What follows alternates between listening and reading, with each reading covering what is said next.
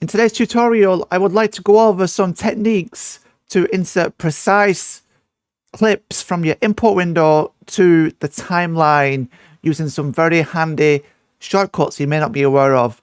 So let's get straight into it and let's take a look at it. So what I'm talking about is putting some clip footage from in this window, import window, into your timeline in various positions in a more precise manner.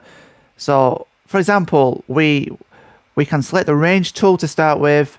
We can select a section, say here, and we go to our import window, just say we want to put in, so we're going to mark it with an in and out point basically, and you can select very precisely your in point and out point. I'm going to do it very quickly just for the sake of this video and put import and out point there. Okay, now we've got our range selected, we've got our in and out point selected, and we're going to put this footage in here. So you can put this very precisely in this position. You can press D is to overwrite. So we press D, and you see that's just inputted this footage right in that place there where the range were. All right. So, and if you want to put this in, the start position will be here. The range, you press Q, and it'll put it on top. So that can be more of a B-roll style. So now we can undo that, and there's another way we can do it as well. Well, something, it's not a way we can do it. It is something that you should, it's very handy to know.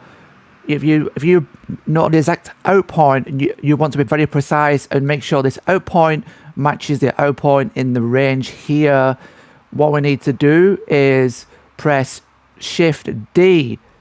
Okay, so Shift D, and that's replace edit, and that will actually match the same endpoint from there to there, because of course these have been probably most likely different clip lengths, so it's going to have to guess a little bit, but you can have control when you do shift and you make sure you put it to the end there.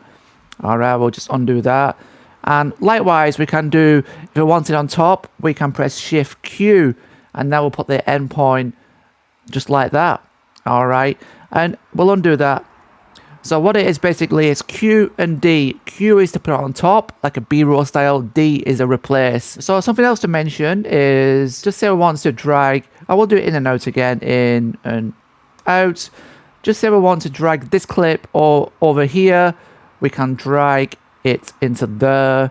And then you'll notice we get an option to replace it from the start, replace it from the end, and replace with retime to fit, so you've got control that way as well. So if you wanted to do it from the start, from the end, but like I say, using the shift Q, the shift D, that replaces it. It makes sure the endpoint matches precisely, like replaced from end, so that makes sure the endpoints are matching. All right, so I hope that's helped you today, and I understand it's a little bit confusing if you're not really used to these shortcuts. I know I'm still kind of getting my head around it, but it's definitely useful when you're, in your edits and you're just trying to figure out how to place footage and clips when you've already got your clips in the input in the timeline already. Thanks for watching. It's been a pleasure.